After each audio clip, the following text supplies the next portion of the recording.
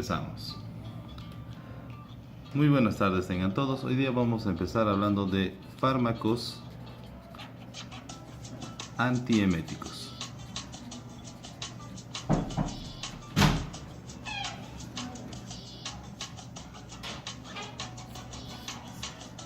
Fármacos antieméticos. Cuando hablamos de fármacos antieméticos, la primera idea básica que tenemos que tener es que todos estos fármacos van a actuar a nivel del sistema nervioso central. Toditos, sin excepciones. ¿Quedó entendido? Sin excepciones. Sistema nervioso central. Pero el sistema nervioso central actúa en una área muy específica. Esta área es el hipotálamo. Hipotálamo. Muy bien. Entonces actúa en el sistema nervioso central y van a actuar en el hipotálamo.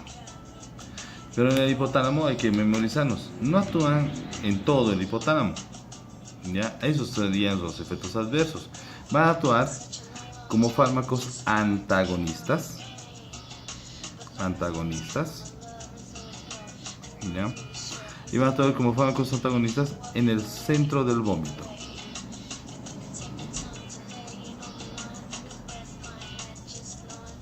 Fármacos antagonistas en el centro del vómito. ¿Está bien? Ahora, como actúan como fármacos antagonistas en el centro del vómito, es de lógico que vamos a pensar y decimos, ¿no? O sea, ¿y por qué se producen los vómitos? ¿De dónde vienen los vómitos? Entonces vamos a hacer un pequeño recuerdo fisiológico que nos va a ayudar a entender la farmacodinamia. Entonces, primero, farmacodinamia. Farmacodinamia. 1. ¿Ya? Lo primero que tenemos que entender es que esto se produce por activación del centro del vómito, ¿cierto? Entonces, lo primero que tienes que tener en cuenta es el centro del vómito. Esto lo vamos a poner al centro. Centro del vómito. Este centro del vómito recibe varios tipos de estimulación. ¿Está bien? Puedes recibir estimulación directamente del sistema nervioso central. La estimulación o la sobreestimulación de la corteza cerebral,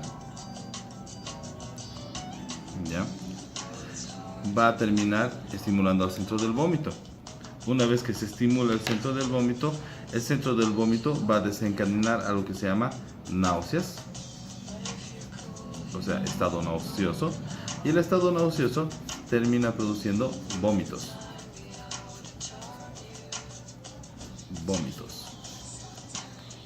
¿Está bien? Bien. Otra forma de activar también al centro del vómito es que el centro del vómito va a ser activado por algo que se conoce como la zona gatillo. La zona gatillo. Zona gatillo. Parecen diferentes. La zona gatillo normalmente estimula el centro del vómito. Parecen diferentes. Pero un detalle interesante es que tanto la zona gatillo como el centro del vómito tienen una gran cantidad de receptores de serotonina, receptores de histamina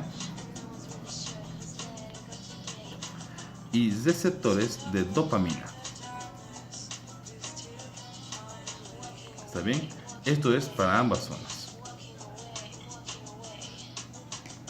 ¿Está claro?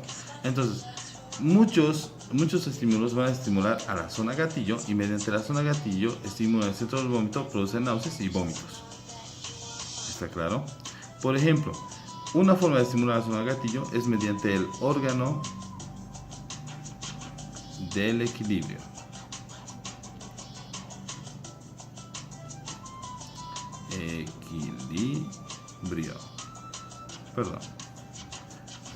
Órgano del equilibrio.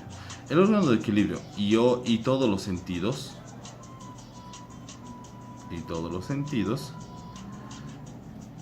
¿ya?, van a captar algo que se llama cinetosis.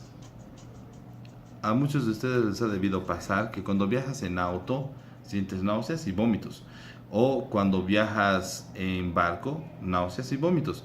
Eso, doctor, se llama cinetosis. Cuando tú te quedas quieto, pero tus sentidos detectan que estás en movimiento.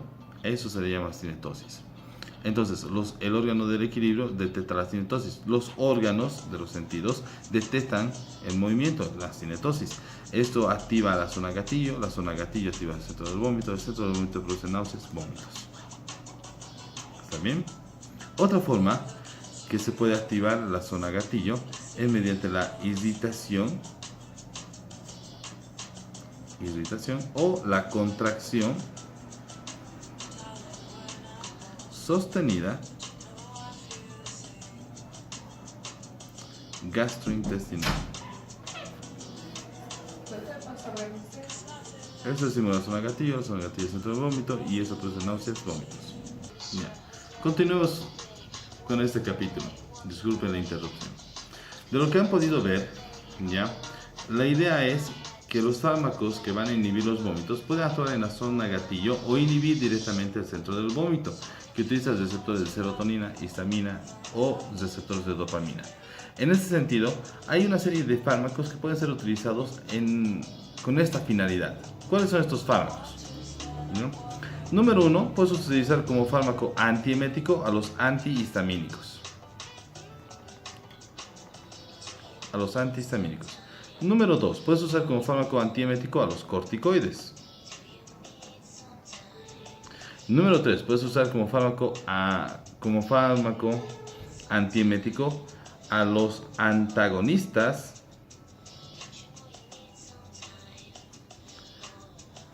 de receptores de dopamina.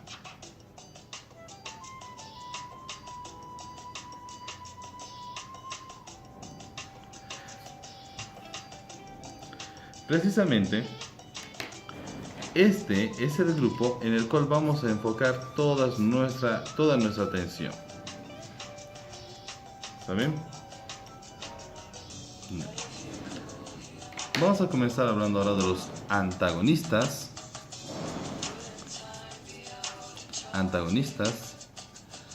de receptores de dopamina. Antagonistas de receptores de dopamina. Para que podamos entender esto, hay que hacer un pequeño recordatorio. Cuando se habló en sistema nervioso autónomo, vimos receptores de dopamina y existen varios tipos de receptores de dopamina. Según su clasificación,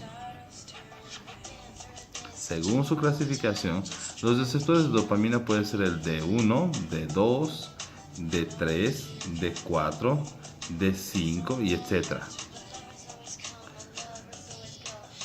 Lo que sí vamos a tener claro es que los fármacos actúan fundamentalmente sobre D1 y D2, siendo que D1 va a estar en el sistema nervioso autónomo y D2 va a estar en el sistema nervioso central, fundamentalmente. No estoy diciendo que actúen ahí exclusivamente, estamos diciendo fundamentalmente. ¿Está bien?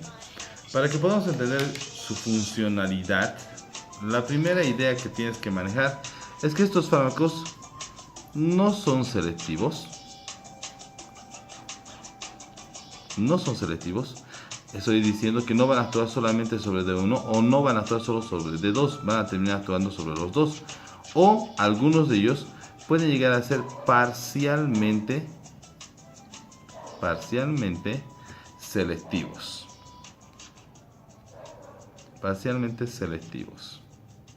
Al decir parcialmente selectivos significa que a una dosis actúan con uno y a dosis más elevadas van a terminarle afectando al otro.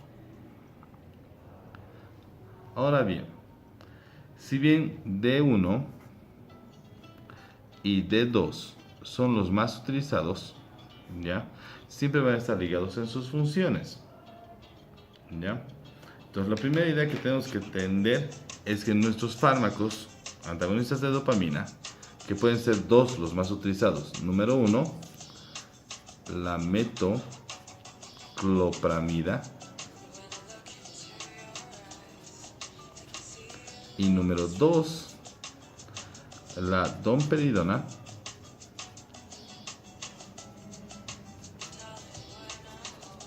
Van a actuar sobre D1 y D2. Y su función de ambos es actuar como antagonistas.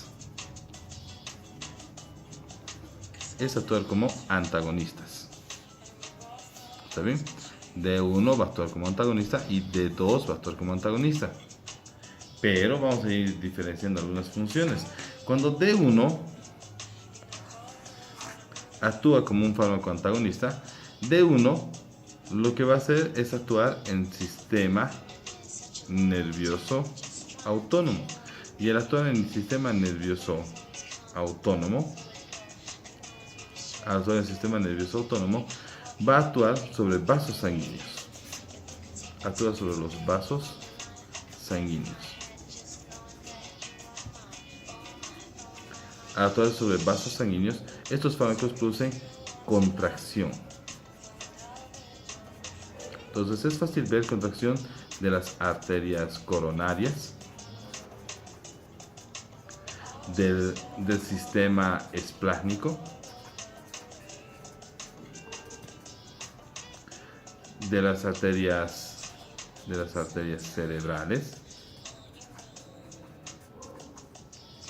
Estos fármacos pueden aumentar ligeramente la presión arterial. Ojo. En cambio, los fármacos que van a actuar sobre D2, sistema nervioso central, actúan sobre el sistema nervioso central. Estos fármacos actúan sobre el sistema nervioso central. Lo que van a hacer es actuar sobre el centro del vómito. Entonces actúan en el centro del vómito. Y además de eso, en la zona gatillo. Al actuar a este nivel, centro del vómito y zona gatillo, lo que van a producir estos fármacos es dos cosas. Lo primero que van a producir es, obviamente, disminuir los vómitos. Ojo, no estoy diciendo que va a desaparecer el estado nauseoso. Puede continuar con náuseas, pero va a disminuir los vómitos. Y número 2, va a producir aumento de los niveles de prolactina.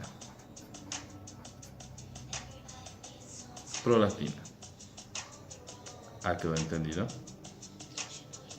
Aumento de los niveles de prolactina. Hasta ahí vista la farmacodinamia, ahora nos toca hablar de la farmacocinética. Así que comencemos con lo que es la farmacocinética. Esto, doctores, es simple. Farmacocinética. En la parte de la absorción, estos fármacos por vía oral tienen una absorción cercana al 90%. Por vía endovenosa es obvio que el fármaco tiene una absorción del 100%. Trabaja bastante bien. Obviamente el fármaco en su proceso de distribución, el fármaco tiene una distribución amplia. Llega a todas partes. Va a pasar a todos los tejidos, todas las secreciones. Obviamente, si el fármaco puede llegar al sistema nervioso central, significa que puede atravesar la barrera hematoencefálica. Y si puede atravesar la barrera hematoencefálica, también puede atravesar la barrera hematoplacentaria y obviamente otro tipo de barreras. En la parte de su metabolismo, el fármaco es de metabolismo hepático, predominantemente hepático. Y su eliminación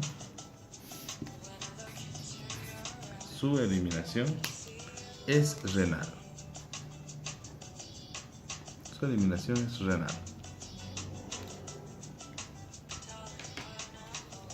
Farmacocinética.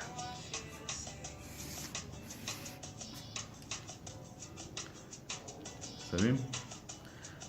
De lo expuesto hasta ahora, ¿cuáles son los efectos adversos más frecuentes que se van a presentar? Comencemos con los efectos adversos. Aquí vamos a ver. Efectos adversos.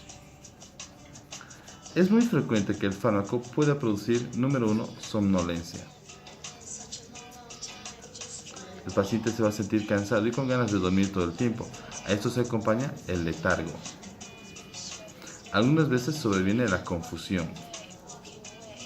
Obviamente, todos son signos de que el fármaco está actuando a nivel del sistema nervioso central. También puede llegar a producir estreñimiento. Raras veces diarrea. También puede llegar a producir galactorrea. Esto obviamente por los aumentos de prolactina. Y un aspecto muy importante, dosis elevadas del fármaco, dosis elevadas, han sido relacionadas con depresión respiratoria. Depresión respiratoria. Dosis elevadas. Entonces, efectos adversos. Claro. Y un solo también puede producir aumento de la presión arterial. Algo que tenemos que considerar es que la galactorrea en algunas circunstancias no puede ser considerado un efecto adverso. Un ejemplo de esto es, por ejemplo, cuando una mujer está embarazada, actualmente el embarazo tiene que seguir, después de quedar embarazada, tiene que comenzar una etapa que se llama la lactancia, ¿cierto? Pero para que pueda producirse la lactancia, se necesitan niveles elevados de prolactina y niveles elevados de oxitocina. Ahora, ¿cuál es el detalle de esto? Una mujer, para poder iniciar la lactancia, si es por parto normal, las mujeres por parto normal tienen buenos niveles de oxitocina y prolactina. Entonces la lactancia va a estar muy bien. En cambio, si ha sido por cesárea, que ahora es muy frecuente, ¿ya? Cesárea, ese proceso que es la lactancia se va a convertir en un proceso dificultoso, difícil de hacer. Entonces, y esto se produce fundamentalmente porque la madre produce poca leche. Entonces la idea sería eliminar esta poca leche y aumentar la producción láctea. Uno de los fármacos más utilizados para aumentar la producción de leche es la metoclopramida.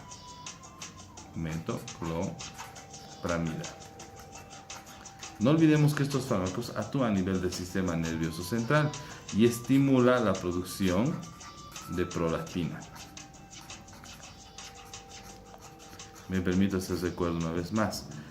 La galactorrea es considerada un efecto adverso, sí, muy incómodo para los varones, pero en las damas no es algo muy detectable, porque estos aumentos de prolactina, ¿ya?, ayudan y favorecen la lactancia materna. ¿Bien? Como ya dijimos antes, dos son los fármacos más utilizados, la metoclopramida y la domperidona. ¿Cuáles van a ser sus indicaciones? ¿Para qué vas a utilizar? Indicaciones. Lo primero que tienes que pensar es que puedes utilizar el fármaco para el tratamiento de la emesis. Es decir, tratamiento de los vómitos. Puede ser tratamiento de la emesis sintomática, a corto plazo, por cinetosis. Explico. Cuando hablamos a corto plazo y por cinetosis, estamos hablando del tratamiento de los vómitos en pacientes que van a viajar distancias prolongadas, pacientes que van a subirse a un bus o que van a viajar en barco. El movimiento del vehículo va a estimular constantemente la corteza cerebral, va a estimular la zona gatillo, y esto puede producir estimulación del centro del vómito, producir náuseas y vómitos. Entonces, para eso podemos utilizar el fármaco. Número 1. Número 2. Podemos utilizar para el tratamiento, ¿ya? De la emesis, ¿sí? En procesos infecciosos, ya sean estos virales o bacterianos. No olvidemos que cada vez que un niño o un paciente adulto vomita, lo que hace es perder electrolitos. Lo que estamos haciendo al darle el fármaco antiemético es evitar o disminuir esa pérdida de electrolitos. Otra indicación puede ser el tratamiento de la llamada hiperemesis gravídica. ¿Está bien? La hiperemesis gravídica es esta paciente que tiene gran cantidad de vómitos. Es normal los vómitos en el embarazo en los primeros 3 meses de la gestación. ¿Está bien? Se llama hiperemesis gravídica después del 3er mes de gestación. Aquí tenemos después, como detalle, del 3er mes de gestación. Si este es el caso y ha aumentado mucho los vómitos, el fármaco que puedes utilizar se llama metoclopramida. También podemos utilizar para el tratamiento de la hiperemesis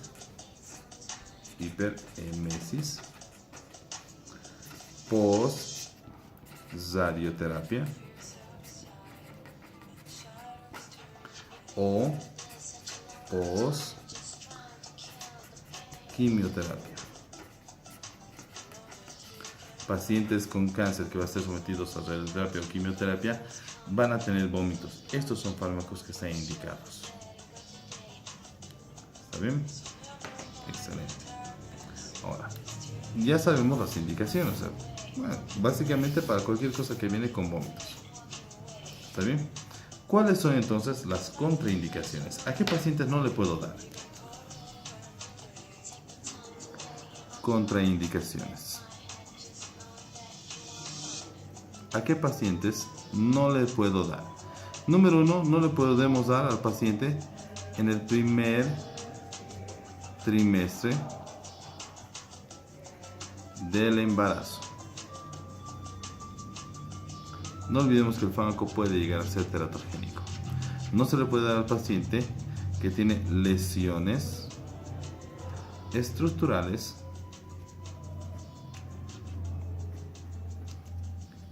en el sistema nervioso central. Recordemos que los pacientes que tienen este tipo de lesiones normalmente vienen con convulsiones. El uso de los fármacos antieméticos junto con los anticonvulsivantes puede producir depresión respiratoria. Recomendable, no en niños menores de 2 años. Si tienes que usar a un niño y tu niño tiene entre 1 y 2 años, puedes usar, sí, con precaución. Pero si el niño tiene menos de 1 año, ahí sí no es recomendable. No es recomendable en el paciente, con apnea de sueño. La posibilidad de producir depresión respiratoria es mayor.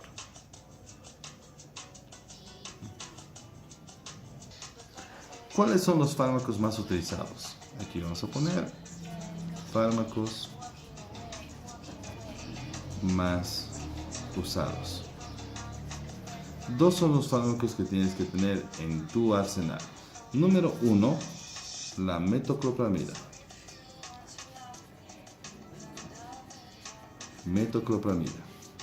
Número 2, la domperidona.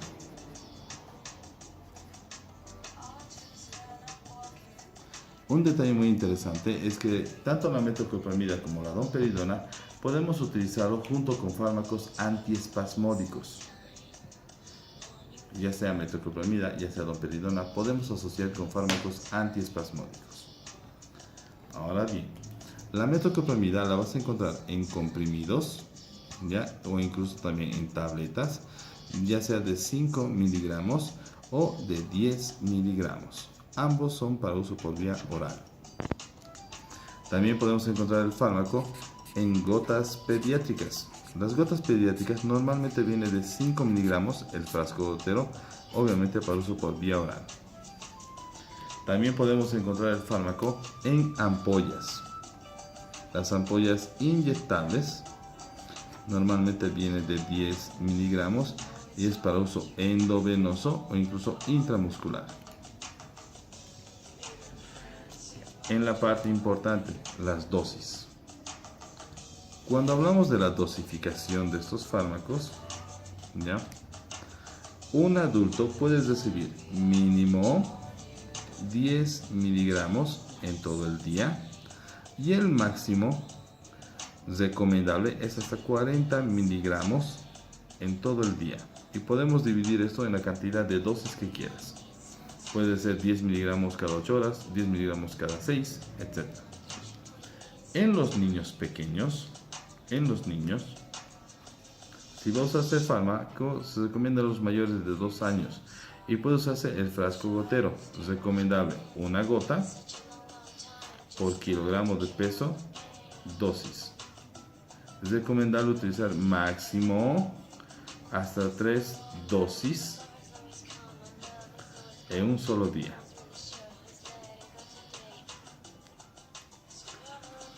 En cuestión a la domperidona. La domperidona viene en comprimidos de 10 miligramos para uso por vía oral. Y también vamos a encontrar la domperidona en gotas pediátricas de 5 miligramos, también para uso por vía oral. No hay ampollas, es rarísimo que uno encuentre ampollas de este fármaco. En la parte de las dosis, en la parte de la dosificación, el paciente adulto puede utilizar mínimo 10 miligramos por día y el máximo 40 o incluso hasta 60 miligramos en un solo día. Cuando se trata de los niños, se recomienda el que es mayor o igual a 2 años y se puede utilizar una gota por kilogramo de peso, dosis. Igual. Lo recomendable es que sean máximo hasta 2 dosis por día. Un detalle muy interesante de la domperidona es que la domperidona tiene 2 funciones interesantes. ¿Cuáles son esas 2 funciones? Número 1, obviamente, disminuye los vómitos. Obvio. Y número 2, es un prokinético. Prokinético. ¿Qué quiere decir eso? Que el fármaco aumenta la motilidad intestinal. Aumenta la motilidad intestinal. Espero que haya sido de utilidad. Muchas gracias por su atención.